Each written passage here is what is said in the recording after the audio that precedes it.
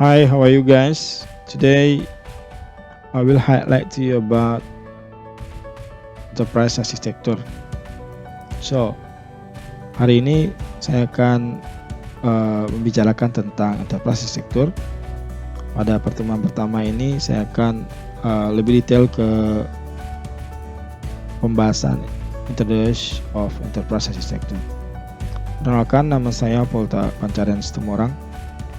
Saya merupakan dosen dari pengampu mata kuliah Enterprise Architecture.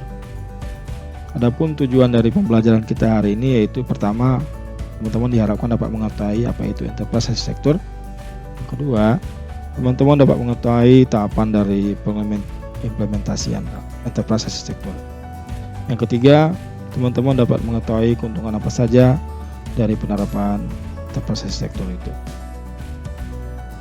Adapun outline dari pembelajaran kita hari ini yang pertama yaitu tentang fundamental of enterprise architecture. Yang kedua, benefit dari pengimplementasian enterprise architecture di sebuah perusahaan dan bagaimana enterprise architecture itu bekerja. Menurut pendapat Fox, enterprise itu adalah semua kumpulan organisasi yang memiliki sekumpulan tujuan.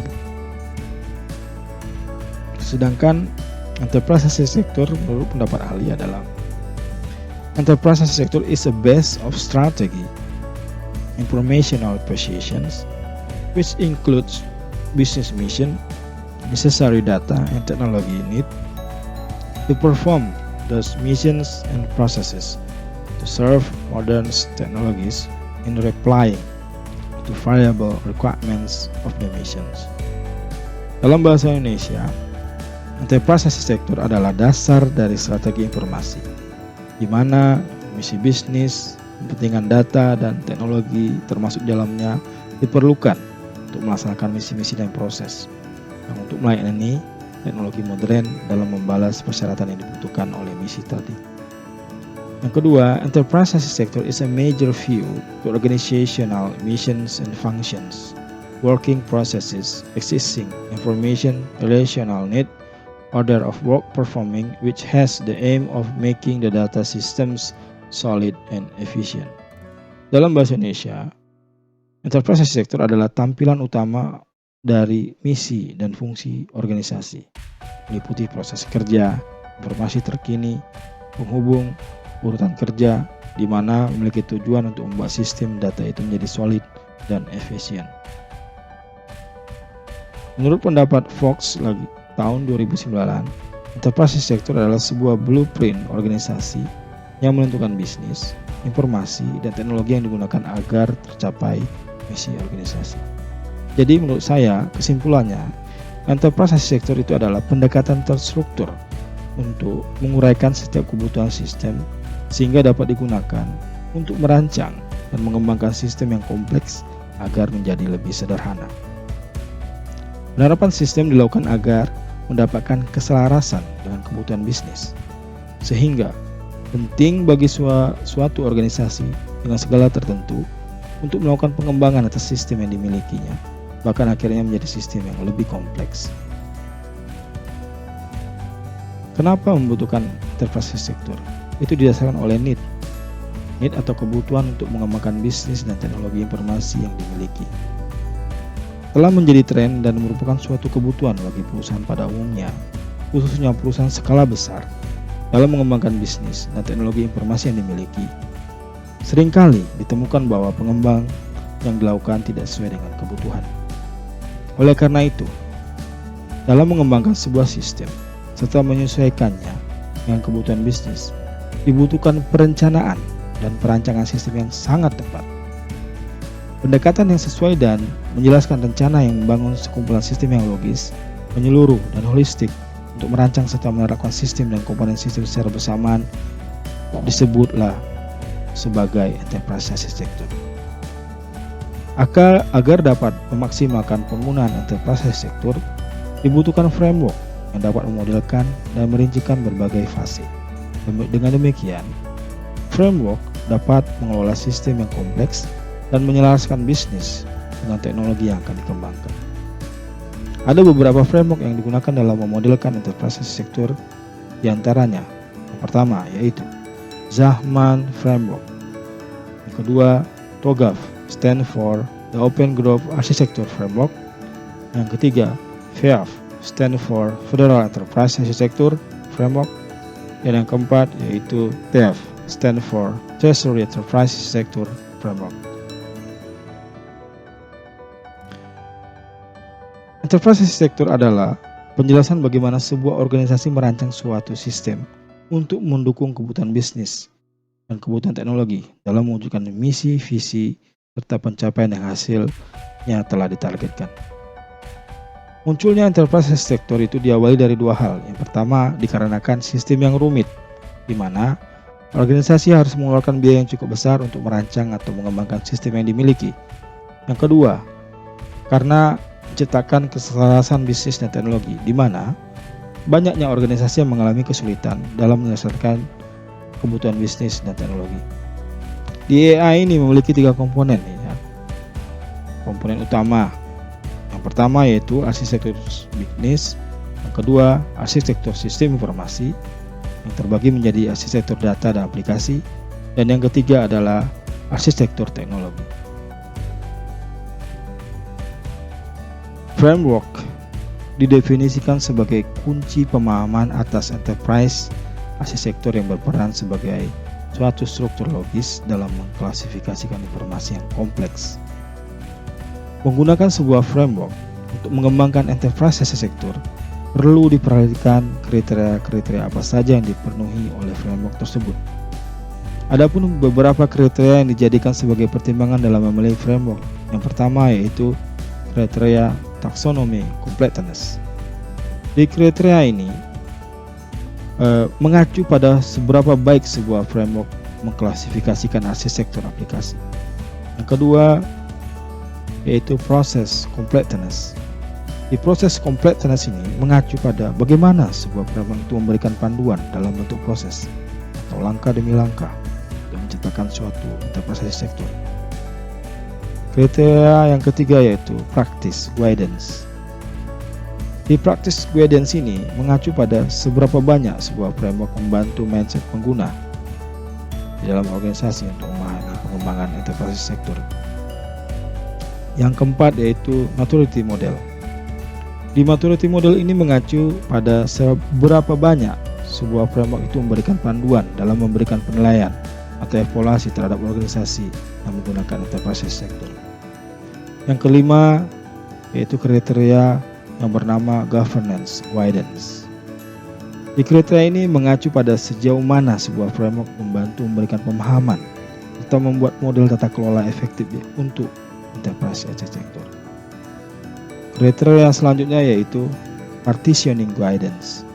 Di partitioning guidance ini mengacu pada seberapa baik sebuah framework akan membimbing partisipasi otonomi yang efektif pada perusahaan, sehingga menjadi sebuah pendekatan penting untuk mengelola kompleksitas. Yang ketujuh yaitu vendor neutrality. Di vendor neutrality ini mengacu pada seberapa besar kemungkinan enterprise arsitektur untuk bergantung pada sebuah organisasi konsultasi khusus ketika menggunakan framework tersebut. Selanjutnya yaitu information availability. Di information availability ini mengacu pada seberapa besar sebuah framework dalam menghasilkan kuantitas dan kualitas informasi. Kriteria terakhir yaitu time is value. Time is value ini mengacu pada seberapa lama sebuah framework memerlukan waktu yang digunakan untuk membangun solusi yang memberikan nilai bisnis. Framework TOGAF. TOGAF adalah framework yang memberikan pendekatan komprehensif untuk merancang, untuk merencanakan, untuk melaksanakan, dan mengelola enterprise arsitektur. TOGAF ini memiliki arsitektur development method. Arsitektur development method ini merupakan metodologi yang terdiri dari beberapa tahapan untuk mengembangkan dan memelihara teknikal arsitektur dari organisasi, di mana arsitektur development method ini membentuk siklus iteratif untuk keseluruhan proses antar dan tiap fase, sehingga pada tiap iterasi diambil sebuah keputusan baru yang dapat menentukan luas cakupan enterprise, menentukan level kerincian, serta dapat menentukan target waktu yang diinginkan atau yang dicapai.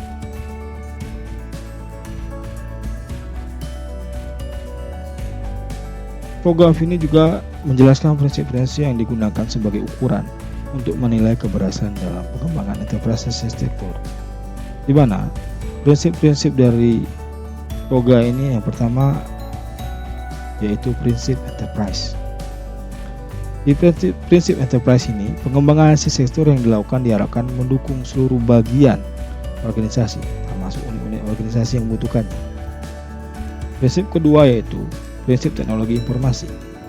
Di sini mengarah pada konsistensi penggunaan teknologi informasi pada seluruh bagian organisasi, termasuk unit-unit organisasi yang akan menggunakannya. Prinsip yang ketiga yaitu prinsip arsitektur. Di prinsip arsitektur ini dirancang arsitektur sistem berdasarkan kebutuhan proses bisnis dan bagaimana mengimplementasikannya. Framework selanjutnya yaitu Framework FIF. Framework FIF ini adalah singkatan dari Federal Enterprise Architecture Framework. Framework ini merupakan sebuah framework yang diperkenalkan pada tahun 1999 oleh Federal CIO Council.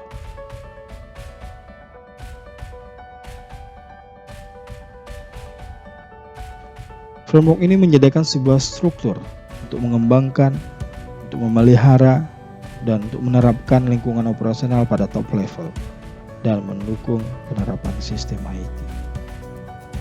Adapun karakteristik dari framework FIF ini, yang pertama merupakan arsitektur enterprise reference model. Yang kedua, framework ini merupakan standar yang dipakai oleh pemerintah Amerika Serikat. Yang ketiga, framework ini menampilkan perspektif view yang sangat menyeluruh. Dan karakteristik yang keempat yaitu framework ini merupakan tools yang sangat berguna untuk perencanaan dan untuk komunikasi. Framework selanjutnya yaitu framework TIF. TIF ini dikembangkan oleh Departemen Treasury dan dirilis pada tahun 2000. TIF merupakan generasi kedua dari framework sebelumnya yaitu Technology Information System Architecture Framework atau TISAF. TIF adalah framework yang menunjukkan pengembangan dan perancangan dari proses bisnis dari berbagai unit departemen dengan mengidentifikasikan kebutuhan sesuai dengan aturan-aturan yang ada dalam perkembangan teknologi seiring dan mengalami perubahan.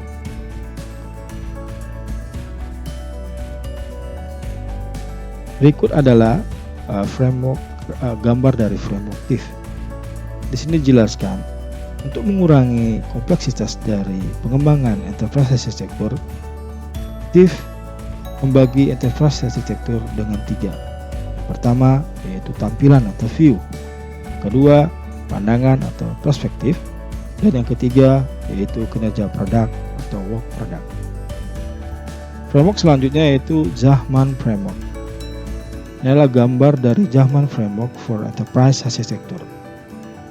Zahman Frameworks adalah suatu kerangka kerja yang dibuat untuk mendapatkan arsitektur perusahaan secara meluas.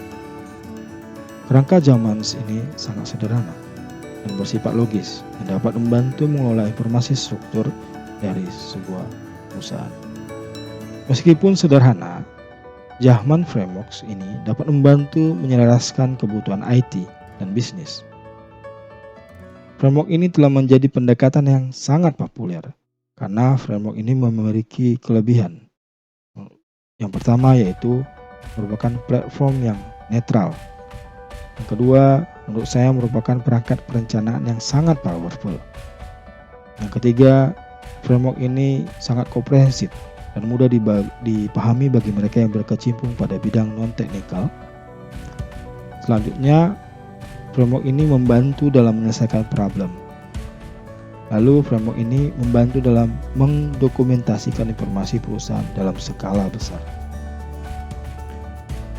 Dengan menggunakan Zahman Frameworks, perusahaan dimodelkan dengan menjawab 6 pertanyaan, yaitu what, how, where, who, when, and why.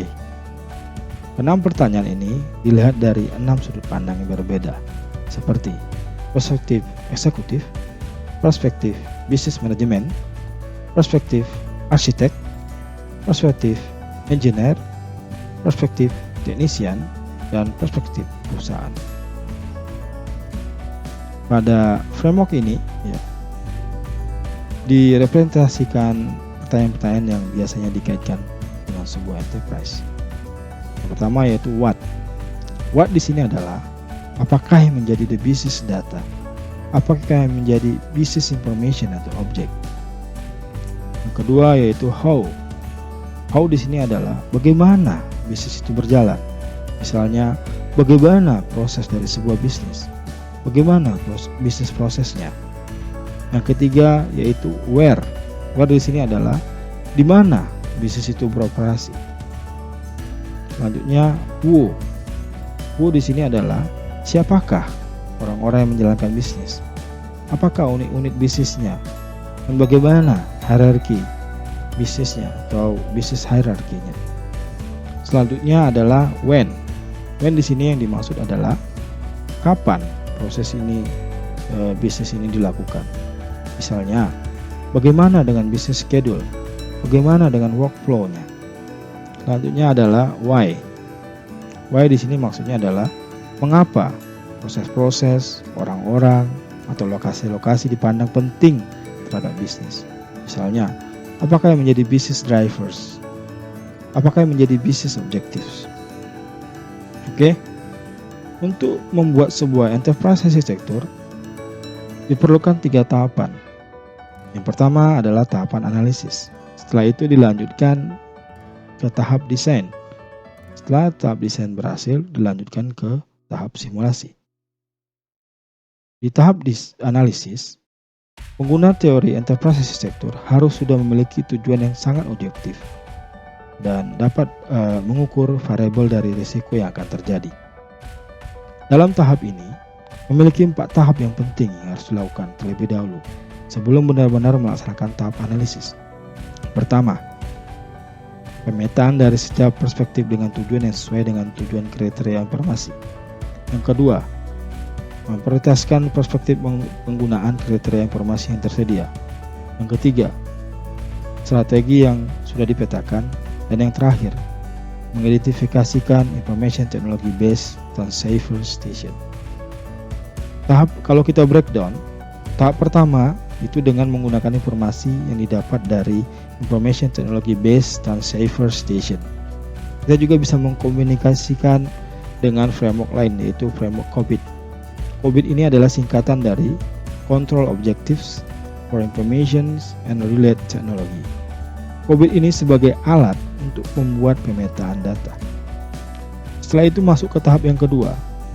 Tahap kedua hasil dari pemetaan data ini di tahap pertama akan menghasilkan urutan dari perspektif berdasarkan banyaknya informasi yang muncul. Lalu masuk ke tahap selanjutnya yaitu membuat strategi. Membuat strategi ini berdasarkan urutan yang telah diperoleh di tahap selanjutnya dengan menggunakan gambar yang tersedia di strategi. Jadi ini ditemukan tipe-tipe dasar yaitu risiko global yang mempengaruhi tujuan, regulasi dan tujuan standar IT itu sendiri, dan tujuan DRC atau Denies Refuge Council. Setelah itu dilanjutkan pada tahap terakhir yaitu pada tahap analisis. Di tahap analisis adalah untuk mengidentifikasikan tujuan, ukuran dari setiap tipe dasar. Hasil dari tahapan terakhir ini akan digunakan sebagai data untuk tahap selanjutnya yaitu tahap desain. Pada tahap desain ini terdapat 4 tahapan di dalamnya. Pada tahap pertama dapat dibuat indikator primer dan sekunder berdasarkan hasil dari tahap analisis. Indikator primer dan sekunder ini akan menjadi masukan untuk tahap desain yang kedua. Di tahap kedua ini dibuat table untuk DRC di area perspektif dengan menggunakan metode ketergantungan investasi. Pada tahap ini dapat diketahui seberapa besar ketergantungan dari setiap ruang perspektif. Setelah itu, di tahap ketiga, diimplementasikan model COVID dengan rumus yang ada di gambar ini. Setelah itu dibuat, masuk ke tahap terakhir yaitu tahap desain dengan mengkombinasikan perhitungan dengan tingkatan ketergantungan. Jadi semua perhitungan ini dapat diperoleh dari setiap ruang lingkup perspektif. Setelah itu, tahap yang terakhir yaitu tahap simulasi yang terdiri dari dua. Yang pertama, dilakukan dengan memastikan variasi dari nilai kemungkinan terhadap fungsi yang telah diperoleh. Setelah itu dilanjutkan dengan pengujian nilai-nilai kritis sebagai data untuk mendapatkan urutan variasi dari hasil yang dapat diamati. Adapun keuntungan-keuntungan penerapan enterprise arsitektur yaitu desain organisasi. Di desain organisasi, enterprise arsitektur membuktikan bahwa dukungan dalam bidang yang terkait dengan desain dan desain ulang dari struktur organisasi selama penggabungan akuisisi itu akan melakukan perubahan yang sangat maju dalam sebuah perusahaan. Keuntungan kedua yaitu menegakkan disiplin proses organisasional dan proses standar. AI ini membantu menegakkan disiplin ya dari standarisasi proses bisnis serta memungkinkan memulainya proses konsolidasi, penggunaan ulang, dan integrasi. Keuntungan yang ketiga yaitu pengembangan sistem. AI berkontribusi secara optimal dengan sistem desain dan efisiensi alokasi daya selama pengembangan sistem dan pengujian berlangsung. Keuntungan yang keempat yaitu dapat manage IT dan membuat kebutuhan yang sangat baik. Enterprise arsitektur dapat membantu menegakkan disiplin dan standarisasi terhadap rencana yang telah dibuat dan dapat berkontribusi kepada pengurangan waktu untuk pengambilan keputusan yang berhubungan dengan teknologi. Keuntungan yang kelima yaitu nilai IT akan meningkat dikarenakan AI ini membantu mengurangi implementasi sistem dan biaya operasional serta meminimalisir plagiasi dari layanan infrastruktur di seluruh unit bisnis. Lalu keuntungan yang keenam yaitu mengurangi kompleksitas IT. Ini didasarkan karena enterprise arsitektur ini berkontribusi untuk melakukan konsolidasi data dan aplikasi serta interoperabilitas yang lebih baik dari sistem. Keuntungan yang lain yaitu terciptanya keterbukaan IT. Di sini adanya peningkatan akses terhadap data serta meningkatkan transparansi perubahan infrastruktur. Keuntungan yang lain, yang terakhir yaitu dapat memanage risiko IT.